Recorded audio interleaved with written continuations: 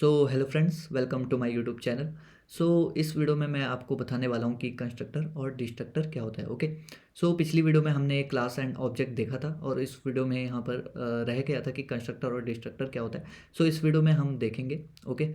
सो सबसे पहले मैं आपको बताऊंगा यहाँ पर कि आपका कंस्ट्रक्टर क्या होता है और उसके बाद हम देखेंगे कि डिस्ट्रक्टर क्या होता है। ओके। बाय द वे, जो कंस्ट्रक्टर का काम होता है डिस्ट्रक्टर का काम उसका अपोजिट होता है। सो अगर आप एक बार कंस्ट्रक्टर समझ गए तो आप डिस्ट्रक्टर को भी समझ जाओगे। सो स्टार्ट करते हैं अपनी वीडियो के कंस्ट्रक्टर के साथ। सो सबसे पहले देखते हैं कि कंस्ट्रक्टर क्या होता है। सो मैं यहाँ पर कुछ पॉइंट्स लिखना चाहूँगा कंस्ट्रक्टर के बारे में, फिर हम उन पॉइंट्स को डिटेल में डिस्कस करेंगे। ओके। सो फर्स्ट पॉइंट अगर मैं यहाँ पर कंस्ट्रक्टर का बोलूँ तो कंस्ट्रक्टर को हम बोलते हैं स्पेशल फंक्शन। ओके। आपको अभी टेंशन नहीं लेनी है, मैं इन पॉइंट्स को डिटेल में डिस्कस करूँगा। सो सेकंड पॉइंट अगर मैं एक कंस्ट्रक्टर के बारे में बोलूँ, so no return type. Okay. Constructor का कोई भी रिटर्न टाइप नहीं होता। थर्ड पॉइंट अगर मैं आपको डिस्कस करूँ तो थर्ड पॉइंट आपका हो सकता है okay, same as class name. Okay. So ये तीन पॉइंट्स जो हैं वो कंस्ट्रक्टर के बहुत ही इंपॉर्टेंट पॉइंट है। जब भी कंस्ट्रक्टर का नाम आए तो आपको ये तीन पॉइंट्स हमेशा पता होने चाहिए इंटरव्यू में डिस्कस करने के लिए। ओके।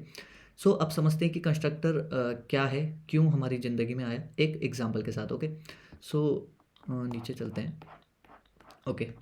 सो सबसे पहले मैं आपके साथ एक प्रॉब्लम डिस्कस करूँगा। जैसे ही आप प्रॉब्लम को समझोगे तो आप समझ जाओगे कि यहाँ पर कंस्ट्रक्टर क्यों आया होगा। ओके। सो मान लीजिए पिछली वीडियो में मैंने आपको क्लास एंड ऑब्जेक्ट समझाया था, तो इस वीडियो में मैं आपके साथ वो डिस्कस नहीं करूँगा। इस वीडियो से पहले आपको वो वीडियो आनी चाहिए, इसलिए इस वीडियो में मैं आपको ये नहीं समझाऊंगा कि क्लास हम कैसे बनाते हैं। ओके। इसका सिंटैक्स क्या है, मेरे हिसाब से ये आपको आना चाहिए क्योंकि आप पिछली वीडियो देख के आ रहे हो। ओके। सो अगर हम एक क्लास बनाएं यहाँ पर ह्यूमन की। ओके। सो अगर मैं बोलूँ तो ह्यूमन क्लास में आपके पास क्या क्या होना चाहिए। ह्यूमन के पास उसकी एक एज होनी चाहिए। ओके। ह्यूमन के पास उसका नेम होना चाहिए। ओके। ह्यूमन के पास उसका जेंडर होना चाहिए। ओके। सो अभी के लिए हम तीन ही प्रॉपर्टी यहाँ पर ले रहे हैं ह्यूमन की। ओके। सो ये आपका एक ब्लूप्रिंट हो गया ह्यूमन बनाने का। ओके। जैसे मैंने आपको बताया था कि क्लास एक ब्लूप्रिंट होती है। ओके। अब आप इसका एक ऑब्जेक्ट बनाओगे। ओके। सो हम ऑब्जेक्ट कैसे बनाते थे, अपनी क्लास का नाम लिख के, और ऑब्जेक्ट का हम कुछ भी नाम रख सकते हैं। सो मैंने H1 यहाँ पर नाम लिख दिया है। सो अब कल को आपने ये जो ऑब्जेक्ट बनाया ह्यूमन का, ये ह्यूमन चाहता है कि मैं अपनी यहाँ पर एज को एक्सेस कर पाऊँ, यानी कि एज को प्रिंट करवा पाऊँ। ओके। सो वो क्या लिखेगा, H1 डॉट एज। हम डॉट से अपनी क्लास की प्रॉपर्टीज़ को एक्सेस कर सकते हैं। सो उसकी तो एज कुछ है ही नहीं ना, हमने तो सिर्फ एक ब्लूप्रिंट बना के छोड़ दिया जिसमें हमने तीन प्रॉपर्टी डाली और हमने उसका ऑब्जेक्ट बनाया। अब हम उसकी एज या फिर नेम देखना चाहते हैं। सो इसके तो कुछ है ही नहीं। ओके, क्योंकि हमने इनको इनिशियलाइज ही नहीं किया। सो दैट्स वाई हमारी लाइफ में यहाँ पर कंस्ट्रक्टर आया। ओके। सो कंस्ट्रक्टर का काम क्या है, जो भी हमारी क्लास है, ये जो भी हमारी क्लास है उसकी जो भी प्रॉपर्टीज़ हैं उनको इनिशियलाइज करवाने के काम आता है कंस्ट्रक्टर। ओके। अब ये तो थी प्रॉब्लम और हमने समझा कि कंस्ट्रक्टर यहाँ पर क्यों आए, क्योंकि हमको इनिशियलाइज करवाना था। तो ये कैसा होता, सो ये ऐसा दिखता। ओके। अब हम देखते हैं पूरा सिंटैक्स। सो आपकी एक क्लास होती ह्यूमन नाम से। ओके। और इसके अंदर हमने देखा कि उसकी कुछ कुछ प्रॉपर्टीज़ होंगी। अभी हम दो ही प्रॉपर्टीज़ लेते हैं जल्दी से। ओके। सो ये उसकी दो प्रॉपर्टीज़ होगी। अब हम चाहते हैं कि हम इनको इनिशियलाइज तो करवाएं स्टार्टिंग में, जैसे ही ऑब्जेक्ट बने तो उसका कुछ ना कुछ नाम या फिर एज हो। सो हम क्या कर सकते हैं, हम एक कंस्ट्रक्टर बना सकते हैं। और जैसा आप को याद होगा कि मैंने यहाँ पर कंस्ट्रक्टर का पॉइंट बताया था कि सेम एज क्लास नेम। तो जो भी आपका कंस्ट्रक्टर होता है ना, वो सेम एज क्लास नेम बनता है। ओके। ये क्या हो गया। ओके। सो जो भी आपका यहाँ पर कंस्ट्रक्टर होता है वो क्लास के नेम जैसा बनता है। ओके। सो यहाँ पर हम बनाते हैं अपना सिंटैक्स कंस्ट्रक्टर का। सो देखिए, क्लास का नाम होगा, पैरेंथेसिस लगेंगे और ये आपके कर्ली ब्रेसेस। सो ये सिंटैक्स है आपका कंस्ट्रक्टर का। ओके। इतना आपका, ये आपका कंस्ट्रक्टर है। सो बस इतना सा सिंटैक्स होता है कंस्ट्रक्टर का। ये सेम होता है अपनी क्लास के नाम की तरह। उसके बाद पैरेंथेसिस। अब आप इसमें क्या करवा सकते हो, इनिशियलाइजेशन करवा सकते हो। सो स्टार्टिंग में जैसे ही आपका कोई भी ह्यूमन बने, सो हम उसकी एज रख सकते हैं बाय डिफ़ॉल्ट। अभी के लिए हम 0 रख देते हैं और उसका नेम यहाँ पर खाली छोड़ देते हैं। ओके। सो ये आपका इनिशियलाइजेशन हो गया। सो कल को कोई भी ऑब्जेक्ट बनेगा तो उसकी अगर वो अपनी एज देखेगा h1 डॉट एज करके, सो वो 0 प्रिंट हो जाएगी, और h1 डॉट नेम प्रिंट करवाएगा तो वो अभी खाली प्रिंट होगा। ओके, सो ये तो मैंने आपको अभी एक एग्जाम्पल के साथ समझाया। ओके, ये कोई रियल वर्ल्ड एग्जाम्पल नहीं था, बट ऑल्दो आपको समझ में आ गया होगा कि कंस्ट्रक्टर का यहाँ पर यूज़ क्या है। ओके, ये हमारी जो भी क्लास की प्रॉपर्टीज़ होती हैं उनको इनिशियलाइज करवाने के काम आता है। ओके, सो अब कल को आपसे कोई भी कंस्ट्रक्टर के बारे में पूछे तो आप बता सकते हो उसको कि कंस्ट्रक्टर का काम क्या है, अपनी सिर्फ क्लास की जो प्रॉपर्टीज़ हैं उनको इनिशियलाइज करवाना। ओके, सो हमने इसको स्पेशल फंक्शन क्यों बोला था, अब ये देखते हैं। ओके, सो इसको हम स्पेशल फंक्शन इसलिए बोलते हैं क्योंकि जब भी आप यहाँ पर, जैसा हमने देखा कि ये जो आपने यहाँ पर ऑब्जेक्ट बनाया ना, सो जैसे ही आप ऑब्जेक्ट बनाते हो ना, ये कंस्ट्रक्टर अपने आप कॉल होता है। ओके, ये जो हमने यहाँ पर कंस्ट्रक्टर बनाया ये अपने आप कॉल होता है जब आप इसका ऑब्जेक्ट बनाते हो। That's why it is a special function. Okay, आपने अभी तक जो भी फंक्शन बनाए होंगे, मान लीजिए आप किसी नंबर का सम कर रहे हो, व्हाट सम नाम से आपने कोई फंक्शन बनाया हो, तो आप उसको कॉल भी करते थे। लेकिन कंस्ट्रक्टर के केस में ऐसा नहीं है। कंस्ट्रक्टर का क्या सीन है, कंस्ट्रक्टर का ये सीन है कि कल को जब भी आप उसका यहाँ पर ऑब्जेक्ट बनाओगे ह्यूमन h1 करके, सो आपका जो कंस्ट्रक्टर है ना वो ऑटोमेटिकली कॉल होगा और आपके यहाँ पर प्रॉपर्टीज़ को इनिशियलाइज कर देगा। सो ये तो कहानी हो गई कंस्ट्रक्टर की। ओके, अब हम इसको कोड से समझते हैं ताकि आपको बेटर समझ में आए। ओके, सो अब मैं आपको एक रियल वर्ल्ड एग्जांपल के साथ समझाता हूँ। सो मान लीजिए आपके पास एक क्लास है अकाउंट नाम से। ओके, सो आपके पास एक क्लास है अकाउंट नाम से। ओके, अब जैसे ही आपका अकाउंट खुलेगा तो आपके पास आपके अकाउंट का कुछ ना कुछ बैलेंस होना चाहिए। ओके, सो अभी के लिए हम एक ही प्रॉपर्टी ले रहे हैं और ये आपको पब्लिक करना पड़ेगा। पिछली वीडियो में मैंने आपको बताया था कि हमको इसको क्यों पब्लिक करना है। ओके, क्योंकि हम इस चाहते हैं कि ये जो बैलेंस है वो क्लास के बाहर एक्सेस हो जाए। ओके, यहाँ एक्सेस हो जाए। सो इंट बैलेंस। ओके, सो पहले प्रॉब्लम देखते हैं। अगर हम यहाँ पर कंस्ट्रक्टर ना बनाएं तो क्या होगा। ओके, सो अब हम इस क्लास का एक ऑब्जेक्ट बना देते हैं अकाउंट ए करके। ओके, सो यहाँ पे आपका कंस्ट्रक्टर जो है वो ऑटोमेटिकली कॉल होगा। जैसे ही आप इसका ऑब्जेक्ट बनाओगे कंस्ट्रक्टर कॉल होता है, लेकिन अभी के लिए कोई कंस्ट्रक्टर नहीं है तो ये कुछ भी कॉल नहीं करेगा। सो हम इसको हटा देते हैं। अब हम यहाँ पर प्रिंट करवा के देखते हैं कि बैलेंस क्या है। ओके, इसको हम प्रिंट करवाते हैं। ओके, अब इसको रन करके देखते हैं कि ये क्या प्रिंट करवाएगा। ओके, सो एरर आ रही है, public balance account balance after class. Okay, यहाँ पर सेमीकोलन नहीं लिखा है। सो अब इसको रन करवाते हैं और देखते हैं ये क्या प्रिंट करवा रहा है। ओके, सो ये 0 प्रिंट करवा रहा है।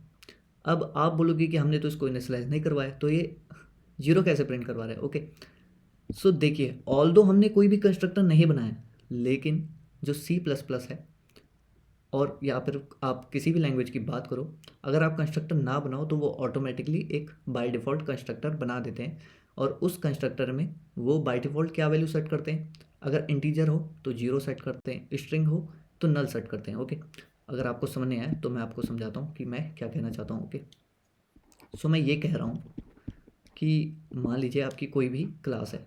ओके, सो आपकी कोई भी क्लास है, जैसा हमने लिया अकाउंट। ओके, और इसके अंदर हमने देखा कि बैलेंस नाम की एक प्रॉपर्टी थी, और ऑल्दो हमने कोई भी कंस्ट्रक्टर नहीं बनाया, लेकिन जो आपका कंपाइलर है वो क्या करेगा, जैसे ही आप ऑब्जेक्ट बनाते हो ना अकाउंट A1 करके, सो उसने ऑटोमेटिकली एक यहाँ पर कंस्ट्रक्टर बना दिया होगा।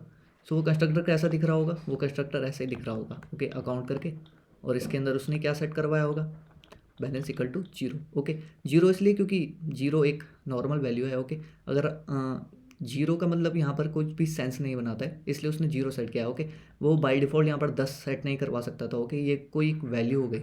सो दैट्स वाई उसने एक ऐसा नंबर चूज़ किया है जो कोई सेंस नहीं बनाता। ओके, और इनिशियलाइजेशन भी कर दिया।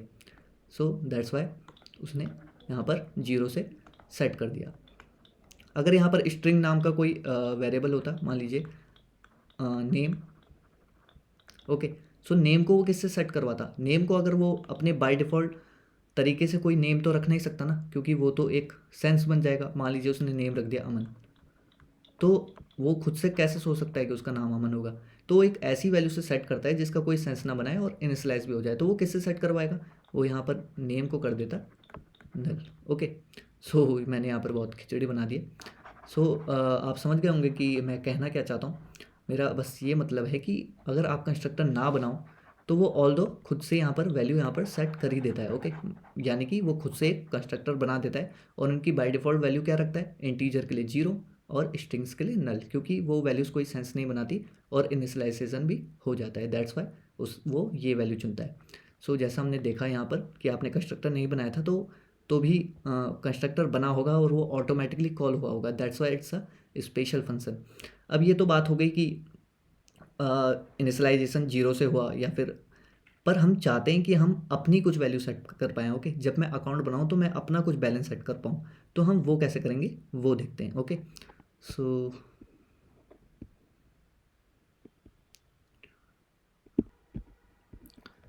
तो चलते हैं अपने बोर्ड की तरफ और देखते हैं कि अगर हमें खुद की वैल्यू सेट करनी है तो हम यहाँ पर कंस्ट्रक्टर कैसे बनाएं, ओके। सो एग्ज़ाम्पल ले लेते हैं अपना यही वाला अकाउंट क्लास का। सो सबसे पहले हमारी एक क्लास होगी अकाउंट नाम से, ओके। और इसके अंदर हमने देखा कि हमारी एक बैलेंस नाम की प्रॉपर्टी है, ओके।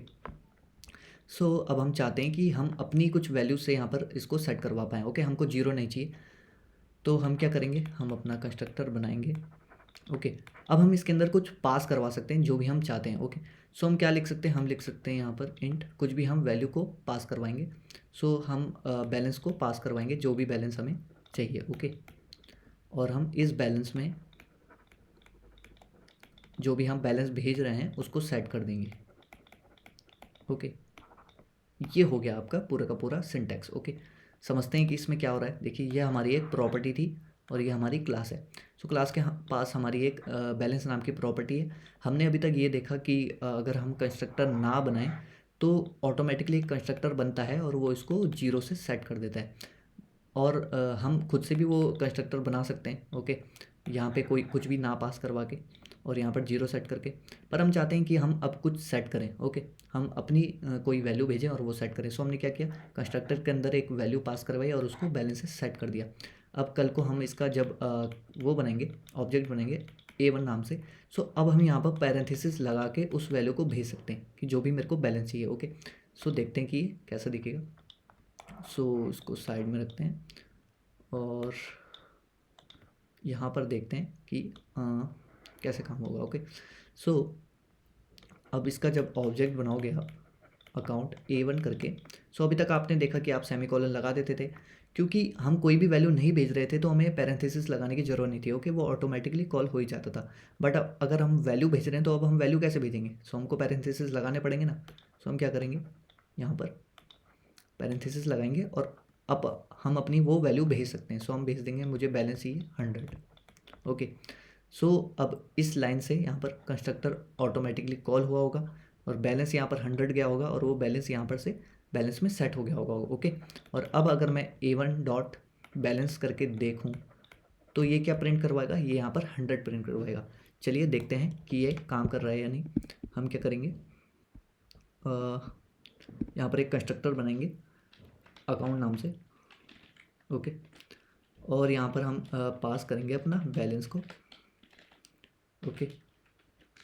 और हम अपने बैलेंस में बैलेंस को सेट कर देंगे, ओके।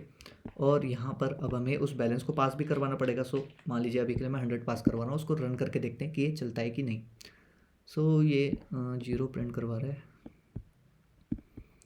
0 अकाउंट 100 बैलेंस गया, ओके। अब अगर यहाँ पर दिस लगा के देखें,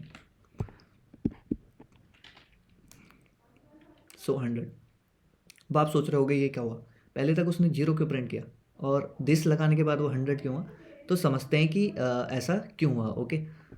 सो चलते हैं अपने वाइट बोर्ड की तरफ और देखते हैं कि ऐसा क्यों हुआ, ओके। सो अगर आप इस लाइन में देखो कि हम क्या कर रहे हैं, हम बैलेंस में बैलेंस सेट कर रहे हैं। बट मेन पॉइंट ये है कि कंपाइलर को पता कैसे चलेगा कि ये जो बैलेंस है वो हमारी क्लास वाला बैलेंस है और ये वाला जो बैलेंस है वो हमारा भेजा हुआ बैलेंस है। सो यहाँ पर तो कन्फ्यूज़न क्रिएट हो रही है ना, क्योंकि कंपाइलर समझ ही नहीं पाएगा कि ये कौन सा बैलेंस है और ये कौन सा बैलेंस है। सो दैट्स वाई यहाँ पर कुछ चीज़ होनी चाहिए जो इनको डिफ्रेंशिएट कर पाए। सो दैट्स वाई हम यहाँ पर क्या लिखते हैं, दिस, ओके। दिस का मतलब क्या है कि हम यहाँ पर करंट ऑब्जेक्ट को रेफर कर रहे हैं। ओके, करंट ऑब्जेक्ट मीन्स ये जो भी आपने ऑब्जेक्ट बनाया ना, हम इसको रेफर कर रहे हैं। ओके, मैं आपको सिंपली समझाता हूँ। दिस को आप इस तरीके से समझ सकते हैं कि जिसमें भी हम दिस लगाएंगे वो हमारी क्लास का यहाँ पर प्रॉपर्टी है, और जो हम नॉर्मल लिखेंगे वो हमारा भेजा हुआ बैलेंस है। ओके, सो इससे हम डिफ्रेंसिएशन क्रिएट कर पाएंगे और कन्फ्यूज़न क्रिएट नहीं होगी बैलेंस इक्वल टू बैलेंस लिखने से कंपाइलर को। सो दैट्स वाई हम यहाँ पर लिखते हैं दिस, जिससे कंपाइलर समझ पाए कि ये जो बैलेंस है वो हमारी क्लास का बैलेंस है। सो यहाँ पर हमने देखा कि जो हमने 100 वैल्यू भेजी थी वो सेट हो गई। अब जो हमने पिछला कंस्ट्रक्टर देखा था और ये कंस्ट्रक्टर देखा था उसमें फ़र्क क्या है? सो जो हमने पहले देखा था, ओके, सो यहाँ पर हमने जब कोई भी वैल्यू पास नहीं की थी कंस्ट्रक्टर में और बाय डिफ़ॉल्ट सेट करवाया था 0 और खाली उससे, सो इस कंस्ट्रक्टर को हम क्या बोलते हैं? इस कंस्ट्रक्टर को हम बोलते हैं नॉन पैरामीटराइज्ड। ओके, अब इसको नॉन पैरामीटराइज्ड क्यों बोला? क्योंकि हमने इसके अंदर कोई भी पैरामीटर पास नहीं किए। लेकिन जो हमने अभी कंस्ट्रक्टर देखा, इस कंस्ट्रक्टर को हम क्या बोलते हैं? इस कंस्ट्रक्टर को हम बोलते हैं पैरामीटराइज्ड कंस्ट्रक्टर। ओके, पैरामीटराइज, क्योंकि हम इसमें पैरामीटर भेज रहे हैं। सो हमने दो टाइप के कंस्ट्रक्टर देखे। पहला हमने देखा नॉन पैरामीटराइज, जिसमें हम पैरामीटराइज नहीं भेजते, पैरामीटर नहीं भेजते, और फिर देखा हमने पैरामीटराइज्ड कंस्ट्रक्टर जिसमें हम पैरामीटर्स भेज सकते हैं। ऐसे ही आप कितने भी पैरामीटर्स यहाँ पर रिसीव कर सकते हो। मान लीजिए आपके ह्यूमन क्लास, जैसा मैंने आपके साथ बात की थी, और उसमें आपके पास होता एज, जेंडर। ओके, सो आप यहाँ पर सारे एज लेके, जेंडर लेके, नेम लेके उनको सेट करवा सकते थे। Okay, age equal to age लिख के, और जैसा मैंने कहा आपको यहाँ पर दिस लगाना पड़ता, this as equal to as. Okay, so ऐसे हमारे कंस्ट्रक्टर काम करते हैं। हमने देखा कंस्ट्रक्टर का काम क्या होता है, हमारी जो क्लास की प्रॉपर्टीज़ हैं उनको इनिशियलाइज़ करवाने के काम आता है हमारा कंस्ट्रक्टर। और हमने देखा कि अगर हम कंस्ट्रक्टर नहीं बनाते तो वो बाय डिफ़ॉल्ट एक नॉन पैरामीटराइज्ड कंस्ट्रक्टर बनाता है। ओके, नॉन पैरामीटराइज्ड यहाँ पर ऐसा कुछ वो एक कंस्ट्रक्टर बनाता है और बाय डिफ़ॉल्ट कुछ वैल्यू सेट कर देता है। जैसे इंटीजर के लिए वो 0 सेट करता है, और स्ट्रिंग्स हो अगर आपके प्रॉपर्टी तो उसके लिए नल सेट कर देता है। और कंस्ट्रक्टर ऑटोमेटिकली कॉल होता है, ये भी हमने देखा। और कंस्ट्रक्टर का कोई रिटर्न टाइप नहीं होता। यहाँ पर हमने देखा होगा कि हम कुछ भी इसका रिटर्न टाइप नहीं लिख रहे हैं कि ये वर्ड है या फिर इंटीजर है। ओके, और जो कंस्ट्रक्टर का नाम है वो आपकी क्लास के नाम की तरह होता है। सो कंस्ट्रक्टर के लिए इतना काफ़ी है गाइस, डेटा स्ट्रक्चर सीखने के लिए आपको इतना कंस्ट्रक्टर यहाँ पर इनफ है। ऑल्दो मैंने आपके साथ सब कुछ बता दिया है कंस्ट्रक्टर के बारे में। सो अब मैंने कहा था कि जो आपका डिस्ट्रक्टर होता है वो कंस्ट्रक्टर का उल्टा होता है। ओके, ऐसा मैंने क्यों बोला था? कंस्ट्रक्टर से आप क्या कर रहे हो, जो भी आपकी क्लास है आप इसको एक मेमोरी दे रहे हो। ओके, सो डिस्ट्रक्टर से आप क्या करोगे, उस मेमोरी को रिलीज़ करोगे। ओके, हम इसको मेमोरी कैसे दे रहे हैं? ये जो क्लास है अब ये कोई भी मेमोरी नहीं ले रही है। ओके, ये तो सिर्फ हमने एक ब्लूप्रिंट बनाया हुआ है, लेकिन इसको मेमोरी कब मिलती है? जब इसका कंस्ट्रक्टर बनता है। ओके, और कंस्ट्रक्टर उसके प्रॉपर्टी को इनिशियलाइज़ करता है। सो जब वो इनको इनिशियलाइज़ करेगा, कुछ वैल्यू देगा, सो वो मेमोरी में तो होना चाहिए ना, एक मेमोरी में स्टोर होना चाहिए। सो दैट्स वाई जो आपकी पिछले वीडियो में मैंने आपका कहा था कि क्लास एक ब्लूप्रिंट होता है। ओके, क्लास कोई मेमोरी नहीं लेती, बट जो उसका ऑब्जेक्ट है वो एक्चुअल में मेमोरी लेता है। जब वो आप उसका ऑब्जेक्ट बनाते हो तब वो एक यहाँ पर स्पेस लेता है। सो जैसा हमने देखा कंस्ट्रक्टर से आप इसको इनिशियलाइज करते हो और एक मेमोरी देते हो। सो डिस्ट्रक्टर बना के आप उस मेमोरी को रिलीज़ करते हो। ओके, अब डिस्ट्रक्टर का केस क्या है? आप बस यहाँ पे एक ऐसा साइन लगा दोगे। ओके, एक टिल्ड का साइन लगा दोगे, सो वो आपका डिस्ट्रक्टर होता है। मैं आपको दिखा देता हूँ कोड में। सो आपका डिस्ट्रक्टर कैसा दिखेगा, यहाँ पर आप सेम टिल्ड का साइन लगाओगे। ओके, ये आपका टिल्ड का साइन हो गया। ओके, और आप अपनी क्लास का नाम लिख दोगे। ओके, अब यहाँ पर आप कुछ भी काम कर सकते हो, अपनी कुछ मेमोरी फ्री कर सकते हो। ओके, सो अभी के लिए मैं यहाँ पर लिख देता हूँ कि डिस्ट्रक्टर कॉल्ड। ओके, और यहाँ पर हम अभी कुछ नहीं ले रहे हैं। ओके, और यहाँ मैं लिख देता हूँ, वेट, यहाँ हम लिख देते हैं कि आपका कंस्ट्रक्टर कॉल्ड। ओके, और यहाँ हम लिखेंगे